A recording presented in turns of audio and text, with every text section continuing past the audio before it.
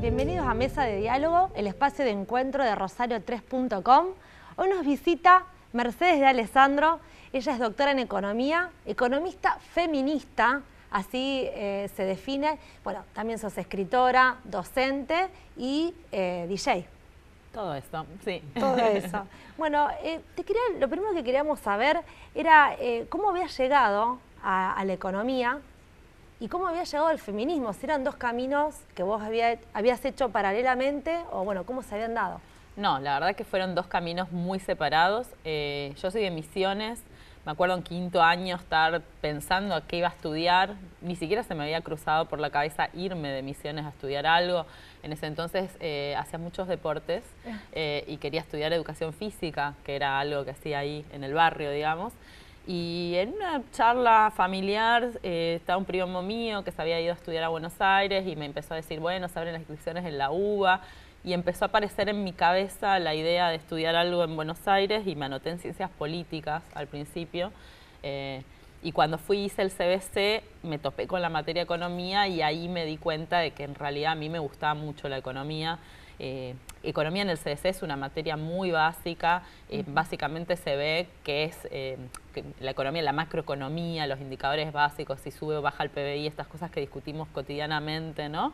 Qué es el tipo de cambio, qué es una tasa de interés, cosas muy simples, pero bueno, evidentemente en ese momento se me prendió la lamparita y ahí me cambié de carrera y me cambié de economía. En la mitad de la carrera me frustré, quise estudiar filosofía, empecé filosofía, me di cuenta que tampoco era para mí, volví a economía, empecé a dar clase de una materia que condensaba las dos cosas, se llama epistemología de la economía, y bueno, ahí creo que encontré un nicho, porque de hecho di clases como 10 años en epistemología de la economía, me recibí y me quedé a cargo de un curso de epistemología de la economía, me recibí en el 2001, en medio de la crisis económica.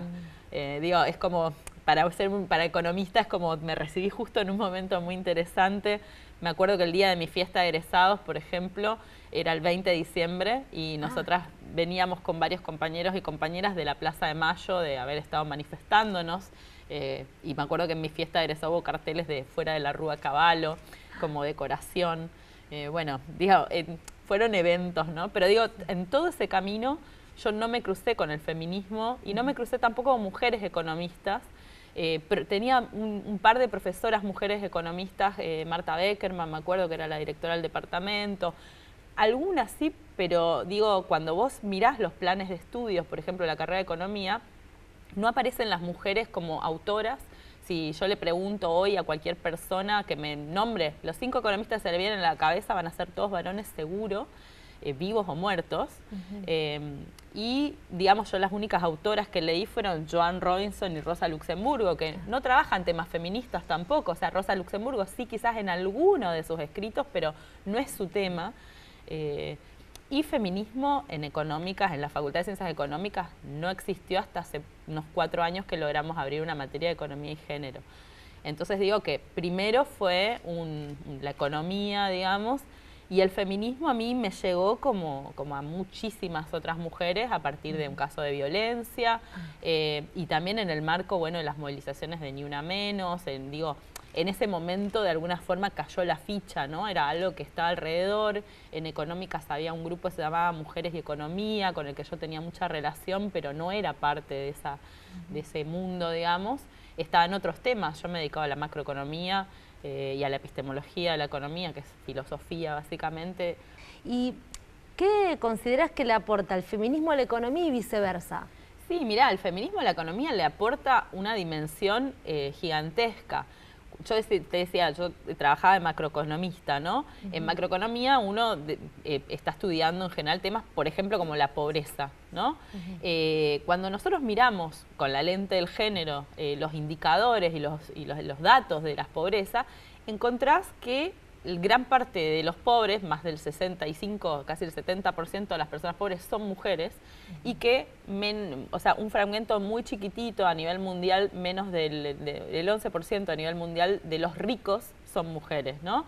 Entonces ahí ya un tema que es básico y central, que es la desigualdad, que se estudia dentro de la economía política, cuando lo mirás desde el feminismo también, o cuando mirás cómo se compone estas dimensiones, encontrás que es muy significativo entender que hay más pobres mujeres que ricas mujeres. Y es significativo porque si nosotros queremos pensar políticas para transformar la dimensión de la pobreza, para paliarla, para bajarla, para buscar dinámicas, es importante saber quiénes son los pobres. Un ejemplo muy concreto, en la Argentina se suele hablar mucho de los niní, ¿no? Los jóvenes niní, mal llamados niní, que ni trabajan ni estudian. Cuando uno mira quiénes son los niní, encuentra que el 67% de los niní son las niní, son mujeres que son madres además. Quiere decir que no es que no trabajan y no estudian, sino que sí están cuidando, trabajando, haciendo tareas domésticas y de cuidados no remunerados, que no tienen el precio, entonces no la consideramos trabajo, pero sí tienen un costo porque son largas horas que dedican a cuidar a sus hijos o hermanos menores, que no tienen la posibilidad de ir a estudiar y por eso no estudian, no porque perdieron la expectativa o las ilusiones con desarrollarse, porque les cuesta ir reinsertarse laboralmente porque perdieron los estudios o porque se retrasaron en esta cadena. Y entonces es importante porque si vos, como, no sé, querés hacer un plan para reinsertar a los y las jóvenes en el mercado laboral o en la educación, tenés que tener en cuenta quién es tu población problemática y en este caso mujeres con hijos e hijas. Entonces tendríamos que ver, bueno, cómo hacemos para que haya jardines materno-paternales que les permitan compatibilizar sus estudios con tener una familia, cómo hacemos para darles horarios más flexibles y que eso no significa que más flexibles sea menos salarios o menos posibilidades de crecimiento. Bueno, digo, vos sos madre, la logística que tiene ir y venir con los chicos, ¿no? Y acompañarlos en sus diversas actividades, se sobrecarga cuando se trata de mujeres que son madres solteras o que están solas con la crianza. Esto en Argentina es algo que también, Argentina tiene los niveles más altos de embarazo adolescente de toda Latinoamérica, y este es un tema porque las chicas dejan de estudiar. Esto que vos explicás, lo volcás en tu libro Economía Feminista, donde también precisas el término este de la simetría en las divisiones de del trabajo doméstico. ¿Qué pasa en cada familia a la hora de realizar estas actividades que son las del cuidado de limpieza de las habitaciones, el planchado, el lavado? ¿Cómo se va desde esta situación micro o particular a la economía en general? ¿Cómo impacta esta cuestión que es cultural, social, donde las mujeres en general nos abocamos más a estas tareas? Ustedes también en el sitio que tienen vos con un grupo de mujeres, de profesionales de economía feminista, lo vamos a mencionar para las y los que quieran estar interesados en verlo, hablan de esto de que, bueno, que está sentado en base al supuesto amor que tenemos que tener las mujeres hacia nuestros familiares y nos dedicamos a hacer estas tareas.